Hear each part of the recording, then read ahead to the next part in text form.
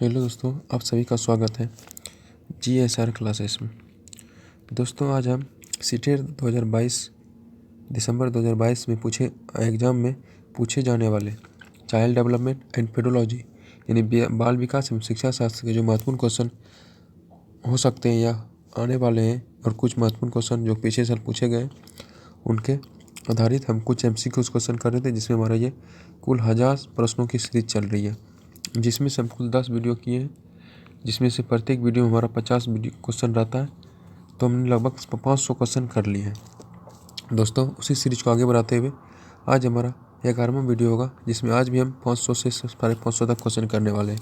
ठीक है दोस्तों, तो देखिए दोस्तों, अगर आप हमारे चैनल पर पहली बार आए हैं तो इसे क्या सब्सक्राइब कर लीजिए, लाइक कर दीजिए वीडियो को। उसके बाद आप वीडियो पूरा देखा कीजिएगा दोस्तों, आपको ज़रूर हेल्प मिलेगा। इससे ज़्यादा से ज़्यादा हो सके दोस्तों तो आप दोस्तों के साथ भी शेयर कर दीजिए ताकि उनके साथ भी ये जानकारी पहुंच सके। ठीक है, तो चलिए शुरू करते हैं आज का पहला क्वेश्चन। देखिए 1100 क्वेश्चन आज का पहला है कि हार्वर्ड क्या बोलता है। आज का क्वेश्चन कहता है कि हार्वर्ड क्या बोलता है। हार्वर्ड गार्डनर द्वारा निम्न में से एक को छोड़कर बाकी सभी बुद्धि के प्रकार बताए गए हैं। भाषा, सृजनात्मकता, अंतः व्यक्ति कौशल, अंतः व्यक्ति संबंध। तो याद रखिएगा, हार्वर्ड गार्डनर के द्वारा जो निम्न में से एक छोड़कर बाकी सभी बुद्धि के प्रकार बताए गए वह सृजनात्मक है। क्या सृजनात्मकता है? ऑप्शन ए बी सही है आपका आंसर। अब देखिए क्वेश्चन दूसरा कहता है पियाजे के अनुसार बच्चा अमूर्त स्तर पर चिंतन, बौद्धिक क्रियाएं और समस्या समाधान किस अवस्था में करने लगता है? पूर्व संक्रियात्मक अवस्था 2 से 7 वर्ष, मूर्त संक्रियात्मक अवस्था 7 से 11 वर्ष, औपचारिक संक्रियात्मक अवस्था 11 से 16 वर्ष, संवेदी पेशीय अवस्था है 0 से 2 वर्ष। तो याद रखिएगा, जो पियाजे के अनुसार बच्चा अमूर्त स्तर पर चिंतन शुरू करता है वह होगा ऑप्शन आपका सी, औपचारिक संक्रियात्मक अवस्था एवं 11 से 16 वर्ष। ऑप्शन आपका सी हो जाएगा, से याद रखिएगा। अगला क्वेश्चन कहता है कि एक 13 वर्षीय बालक बात बात में अपने बड़ों से झगड़ा कर लेता है और हमेशा स्वयं को सही साबित करने की कोशिश करता है। यह विकास कौन सी अवस्था की है? प्रारंभिक बाल्यावस्था की, किशोरावस्था की, युवावस्था की, बाल्यावस्था की? तो याद रखिएगा, यह जो अवस्था वो होती है किशोरावस्था। क्या होता है? किशोरावस्था में अक्सर बालक अपने आप को स्वयं सिद्ध साबित करने की कोशिश करता है, जो कि गलत है। अब देखिए अगला क्वेश्चन है कि दबाव को कम करने के लिए क्या बोलता है? दबाव को कम करने एवं परीक्षाओं में सफलता के लिए आवश्यक है कम अवधि की परीक्षा में अंतरण, विद्यालय शिक्षा के विभिन्न चरणों में परीक्षा का आयोजन, वार्षिक एवं अर्धवार्षिक परीक्षाएं, विभिन्न प्रवेश परीक्षाओं के लिए विभिन्न एजेंसियों की स्थापना। तो याद रखिएगा कि कम अवधि की परीक्षाओं में अंतरण, कम अवधि की परीक्षाओं में अंतरण मतलब बहुत ही कम समय में परीक्षाओं का आयोजित करवाना। अब देखिए अगला क्वेश्चन है विवेचनात्मक शिक्षा शास्त्र का यह दृढ़ विश्वास है कि एक शिक्षक को हमेशा कक्ष के अनुदेश का अनुदेशित करना चाहिए। शिक्षार्थियों को स्वतंत्र रूप से तर्क नहीं करनी चाहिए। बच्चे स्कूल से बाहर क्या सीखते हैं, यह अप्रासंगिक है। ऑप्शन डी, शिक्षार्थियों के अनुभव और प्रत्यक्ष महत्वपूर्ण होते हैं। याद रखिएगा, आपका ऑप्शन नंबर डी ही सही है। शिक्षार्थियों के अनुभव और प्रत्यक्षण महत्वपूर्ण होते हैं। अगला क्वेश्चन कहता है एक शिक्षक को क्या कहता है? एक शिक्षक को संसाधन संपन्न होना चाहिए। इसका अर्थ है उसके पास पर्याप्त धन संपत्ति होनी चाहिए, उनका अधिकारियों के उच्च स्तर के संपर्क होनी चाहिए। ऑप्शन डी, उन्हें अपने विद्यार्थियों की समस्याओं को हल करने का पर्याप्त ज्ञान होना चाहिए। ठीक है दोस्तों, अब अगला ऑप्शन कहता है विद्यार्थियों के बीच उसकी प्रसिद्धि होनी चाहिए। तो याद रखिएगा, उन्हें अपने विद्यार्थियों की समस्याओं को हल करने का पर्याप्त ज्ञान होना चाहिए किसी भी शिक्षक को।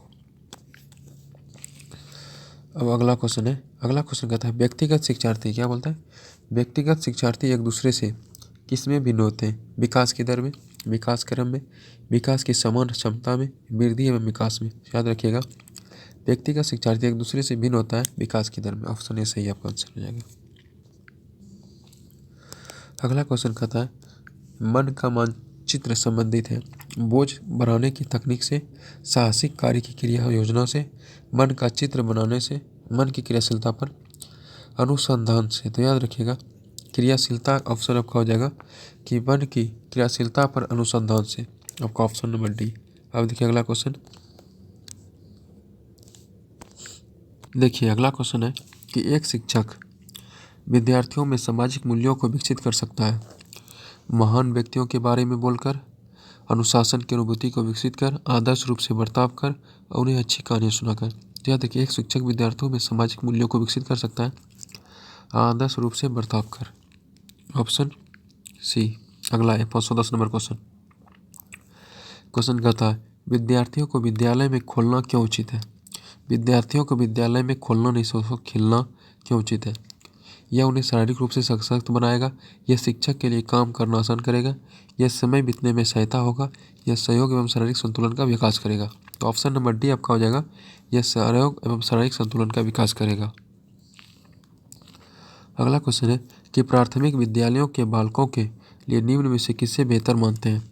वीडियो अनुरूप, प्रदर्शन, स्वयं के द्वारा किया गया अनुभव, ये सभी। तो याद रखिएगा प्राथमिक विद्यालयों के बालक के लिए जो बेहतर माने जाते हैं वह स्वयं के द्वारा किया गया अनुभव। ऑप्शन सी आपका सही आंसर है। अगला क्वेश्चन कहता है निचली कक्षाओं की खेल पद्धति में मूल रूप से आधारित है शिक्षा कार्यक्रम के सिद्धांत पर, शिक्षण पद्धतियों के सिद्धांत पर, विकास समृद्धि के मनोवैज्ञानिक सिद्धांत पर, शिक्षण के सामाजिक शास्त्रीय सिद्धांत पर। तो याद रखिएगा ऑप्शन सी आपका सही आंसर हो जाएगा, विकास समृद्धि के मनोवैज्ञानिक सिद्धांतों पर। अब अगला क्वेश्चन है कि आपकी कक्षा में कुछ छात्र अति मेधावी हैं, आप उन्हें किस तरह पढ़ाएंगे। कक्षा के साथ, उच्च कक्षा के साथ, समृद्धिकरण कार्यक्रम के द्वारा, जब से चाहे तब। तो याद रखिएगा आपका ऑप्शन नंबर सही है, समृद्धिकरण कार्यक्रम के द्वारा। तो दोस्तों अगर आपको हमारा वीडियो अच्छा लग रहा है तो इसे लाइक कर दीजिए एवं सब्सक्राइब कर लीजिए, दोस्तों के साथ हो सके शेयर भी कर दीजिए। अब देखिए अगला क्वेश्चन।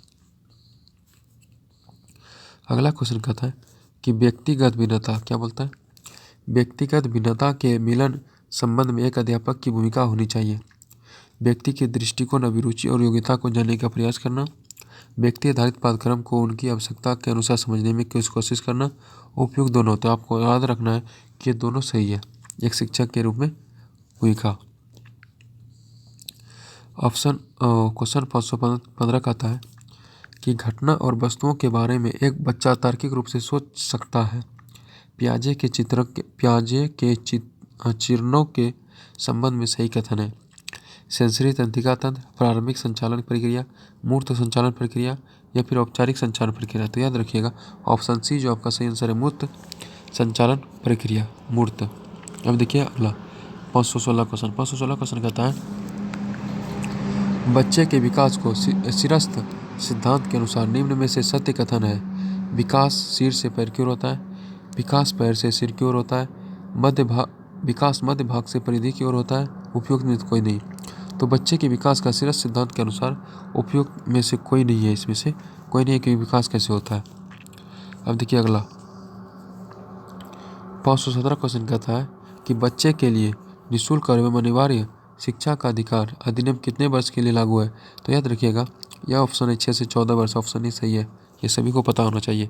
देखिए अगला क्वेश्चन कहता है बच्चों की जिज्ञासा शांत करनी चाहिए जब शिक्षक फुर्सत में हो, जब विद्यार्थी फुर्सत में हो, कुछ समय के पश्चात, तत्काल जब विद्यार्थी द्वारा जिज्ञासा की गई है। तो याद रखिएगा बच्चों की जिज्ञासा शांत करनी चाहिए तत्काल जब बच्चा विद्यार्थी द्वारा जिज्ञासा की गई है।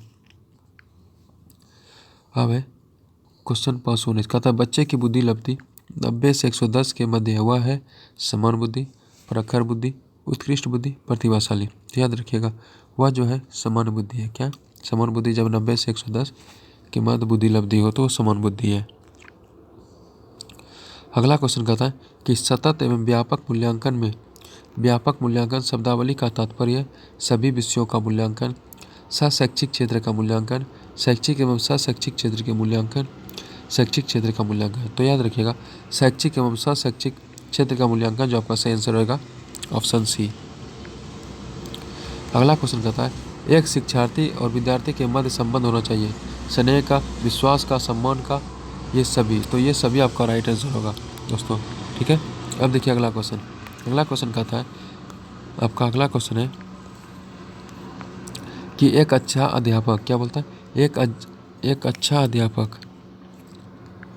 अच्छा अध्यापक विद्यार्थियों के मध्य बढ़ावा देता है, प्रतियोगिता की भावना को, सहयोग की भावना को, प्रतिद्वंद्विता की भावना को, श्रेष्ठता की भावना को। तो याद रखिएगा, एक अच्छा अध्यापक जो विद्यार्थियों को बढ़ावा देता है वह सहयोग की भावना से, किसकी? सहयोग की भावना को, कि दूसरे का सहयोग करे।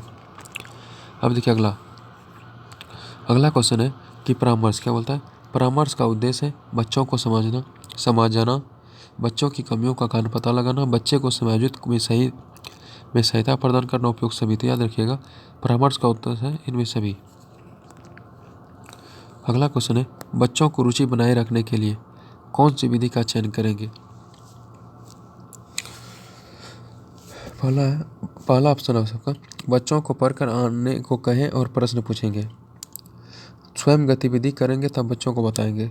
अपना गतिविधि में बच्चों को शामिल करेंगे, बच्चे को स्वयं गतिविधि करने के लिए देंगे। तो याद रखिएगा, ऑप्शन जो आपका सही हो जाएगा वो बच्चों को स्वयं आप जब गतिविधि करने दीजिएगा तभी उसके जो रुचि बने रहेगा। अब देखिए अगला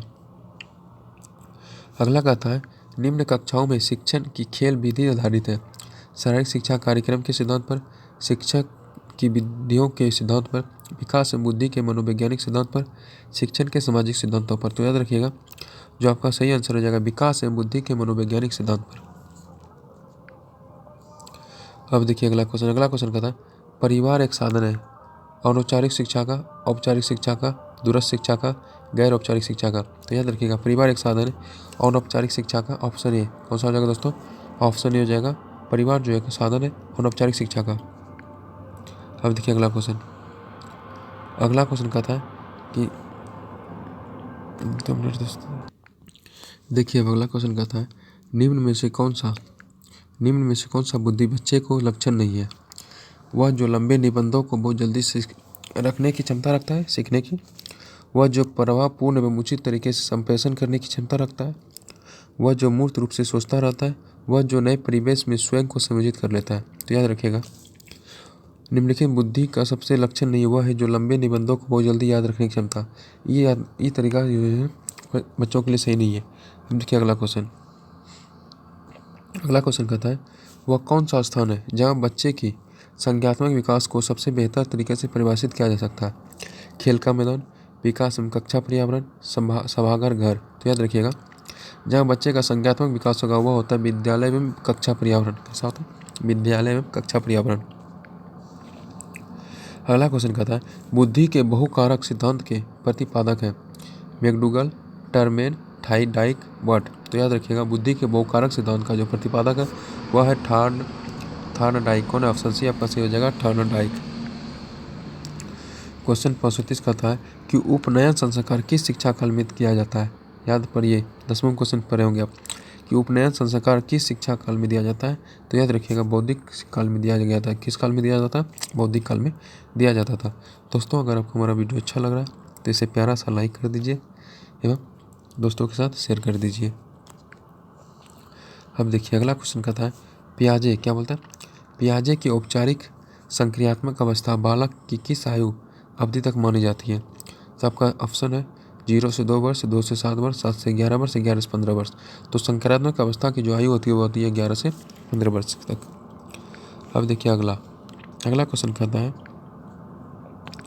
कि जड़ बुद्धि क्या बोलता है? अगला क्वेश्चन है कि जड़ बुद्धि वाले बालक का IQ बुद्धि लब्धि कितनी होगी? तो जड़ बुद्धि वाला जो बच्चे का IQ होगा वो होगा ऑप्शन डी 71 से कम होगा। क्या होगा दोस्तों? 71 से कम। देखिए अगला कहता है, आधुनिक मनोवैज्ञानिक का अर्थ है मन का अध्ययन, आत्मा का अध्ययन, शरीर का अध्ययन, व्यवहार का अध्ययन। तो आधुनिक मनोवैज्ञानिक का अर्थ है व्यवहार का अध्ययन। कैसा होता है? व्यवहार का अध्ययन। अब देखिए अगला कहता है, हिंदी को अक्षरों को बालक किस आयु में पहचानने लगता है? 3 वर्ष की आयु में, 4 वर्ष की आयु में, 5 वर्ष की आयु में, 6 वर्ष की आयु में। तो हिंदी के अक्षर को जो बच्चे पहचानने लगते हैं वह पहचानने लगते हैं 5 वर्ष की आयु में। इसीलिए देखिए सरकार बच्चे को 5 वर्ष के बाद ही एडमिशन के लिए रखी है। यानी आप पढ़े होंगे 6 से 14 वर्ष की आयु को फ्री शिक्षा, यानी 5 वर्ष की आयु में हिंदी के अक्षरों को पढ़ना सीख लेता है, उसके अच्छे से वो पढ़ना भी सीख लेता है। देखिए कहता है कि एक बच्चे की मानसिक आयु 5 वर्ष है तथा वास्तविक आयु 4 वर्ष है, तो उस बच्चे की IQ कितनी होगी? तो याद रखिएगा, उस बच्चे की जो IQ होगा वह होगा 125। कितना होगा दोस्तों? ऑप्शन ए 125 हो जाएगा। अब देखिए आगे आगे कहता है कि वाइगोट्स ने बालक विकास के बारे में क्या कहा यह संस्कृति के अनुवांशिक के कारण होता है, यह सामाजिक अंतःक्रियाओं के कारण होता है, यह फिर औपचारिक शिक्षा का उत्पादक होता है, यह समावेशन और संयोजित का परिणाम है। तो याद रखिएगा, वाइगोट्स्की ने कहा था कि यह सामाजिक अंतःक्रियाओं के कारण होता है। ऑप्शन बी कौन होता है? सामाजिक अंतःक्रियाओं के कारण होता है। अब अगला क्वेश्चन कहता है कि सामाजिकरण वह प्रक्रिया है जिसमें बच्चे और वयस्क सीखते हैं, परिवार से, विद्यालय से, साथियों से, इनमें सभी। तो सामाजिकरण वह प्रक्रिया जिसे बच्चे और वयस्क सीखते हैं, इनमें से सभी आपका ऑप्शन सही होगा। अगला क्वेश्चन कहता है बच्चों का मूल्यांकन होना चाहिए बोर्ड परीक्षा पर, सतत एवं व्यापक मूल्यांकन पर, गृह परीक्षा पर, लिखित एवं मौखिक परीक्षा पर। तो याद रखिएगा, बच्चों का जो मूल्यांकन होना चाहिए वह सतत एवं व्यापक मूल्यांकन द्वारा। बच्चों का मूल्यांकन होना चाहिए सतत एवं व्यापक मूल्यांकन द्वारा। अगला क्वेश्चन कहता है पियाजे के क्या कहता है? पियाजे के संज्ञात्मक विकास सिद्धांत के अनुसार संवेदी क्रियाओं का अवस्था होती है जन्म से 2 वर्ष, 2 से 7 वर्ष, 7 से 11 वर्ष, 11 से 16 वर्ष। तो याद रखिएगा, जन्म से 2 वर्ष, ऑप्शन ए सही हो जाएगा। पियाजे के संज्ञात्मक विकास सिद्धांत के अनुसार संवेदी क्रिया होती है जन्म से 2 वर्ष तक। अगला क्वेश्चन है शारीरिक विकास का क्षेत्र है स्नायु मंडल, स्मृति, अभिप्रेरणा, संयोजन। तो याद रखिएगा, शारीरिक विकास का जो क्षेत्र है वह स्नायु मंडल, ऑप्शन ए आपका सही आंसर हो जाएगा। अब अगला क्वेश्चन है कि तनाव और क्रोध की अवस्था है शैशवावस्था, किशोरावस्था, बाल्यावस्था, वृद्धावस्था। तो तनाव और क्रोध की जो अवस्था है वह है किशोरावस्था, ऑप्शन बी आपका सही आंसर हो जाएगा। बाल्यावस्था होती है दोस्तों 5 वर्ष तक, 12 वर्ष तक, 21 वर्ष तक, इनमें से कोई नहीं। तो याद रखिएगा, बाल्यावस्था 12 वर्ष तक की होती है। क्या वर्ष तक की? 12 वर्ष तक की। अगला क्वेश्चन है कि मैकडूगल के अनुसार मूल प्रवृत्ति जिज्ञासा का संबंध कौन सा है? कौन से संवर्ग से? भाई गिरना, अक्षर, बुक। याद रखिएगा, मैकडूगल के अनुसार मूल प्रवृत्ति जिज्ञासा का संबंध है आश्चर्य से। किससे है? आश्चर्य से है। अब देखिए अगला क्वेश्चन कहता है दूसरे वर्ष के अंत तक शिशु शब्द का भंडारण हो जाता है 100 शब्द, 60 शब्द, 50 शब्द और 10 शब्द। याद रखिएगा, दूसरे वर्ष के अंत में शिशु शब्द का जो भंडार होता है वह होता है 100 शब्द। कितने होता है? ऑप्शन ए 100 शब्द। अगला क्वेश्चन, उत्तर बाल्यावस्था में बालक भौतिक वस्तुओं को किस आवश्यक तत्व में परिवर्तन समझने लगता है? द्रव्यमान और संख्या, द्रव्यमान, संख्या और क्षेत्र। तो याद रखिएगा, उत्तर बाल्यावस्था में बालक जो है द्रव्यमान, संख्या और क्षेत्र को परिवर्तन समझने लगता है। अब देखिए विकास का अर्थ है। अगला क्वेश्चन कहता है विकास का अर्थ है परिवर्तन की उत्तरोत्तर श्रृंखला, अभिप्रेरणा के फलस्वरूप होने वाली परिवर्तन की उत्तरोत्तर श्रृंखला, अभिप्रेरणा एवं अनुभव के फलस्वरूप होने वाले परिवर्तन की श्रृंखला, या फिर परिपक्वता एवं अनुभवों के फलस्वरूप होने वाले परिवर्तन। तो याद रखिएगा, विकास का अर्थ है परिपक्वता एवं अनुभव के फलस्वरूप होने वाले परिवर्तन की श्रृंखला। अगला क्वेश्चन कहता है बालक की स्वच्छ अमूर्तता। कहता है बालक की स्वच्छ अमूर्तता की अपेक्षा मूर्त अनुभव एवं प्रत्यक्षों से होती है। यह अवस्था है 7 से 12 वर्ष, 12 वर्ष से वयस्क तक, 2 से 7 वर्ष तक, जन्म से 2 वर्ष तक। याद रखिएगा, बालक की जो अमूर्तता की अपेक्षा मूर्त अनुभव होता है वह होता है 7 से 12 वर्ष तक। कितना होता है? 7 से 12 वर्ष तक। कहता है बच्चों के संज्ञात्मक विकास को सबसे अच्छे तरीके से कहाँ परिभाषित किया गया जा सकता है?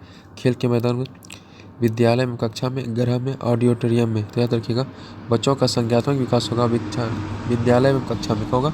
विद्यालय एवं कक्षा में। अब देखिए अगला क्वेश्चन कहता है वह अवस्था, क्या बोलता है? वह अवस्था जब बच्चा तार्किक रूप से वस्तुओं एवं घटनाओं के विषय में चिंतन करना प्रारंभ करता है। तो ऑप्शन है संवेदी प्रेरक अवस्था, औपचारिक अवस्था, पूर्व संक्रियात्मक अवस्था, मूर्त संक्रियात्मक अवस्था। तो याद रखिएगा, जो अवस्था वह होता है मूर्त संक्रियात्मक अवस्था होती है। ऑप्शन आपका डी आंसर सही था। अब देखिए अगला क्वेश्चन दोस्तों, तो ये तो है नहीं, तो दोस्तों देखिए यहाँ तक आता है। दोस्तों अगर आपको हमारा वीडियो अच्छा लगा हो तो इसे लाइक कर दीजिए, दोस्तों के साथ शेयर कर दीजिए। अगर आप हमारे चैनल पर पहली बार थे तो इसे सब्सक्राइब कर लीजिए ताकि हम कोई भी वीडियो डालें तो आपके साथ नोटिफिकेशन पहुँच सके। थैंक यू, धन्यवाद।